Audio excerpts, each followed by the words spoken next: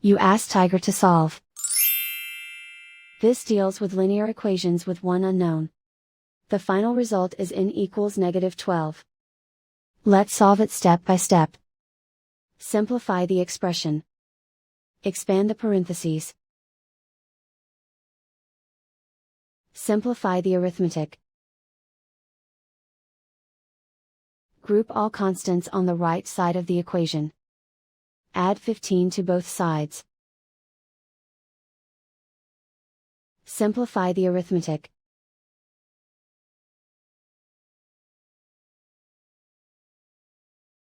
Isolate the n. Divide both sides by -3. Cancel out the negatives. Simplify the fraction. Move the negative sign from the denominator to the numerator. Find the greatest common factor of the numerator and denominator. Factor out and cancel the greatest common factor. And so the final result is n equals -12.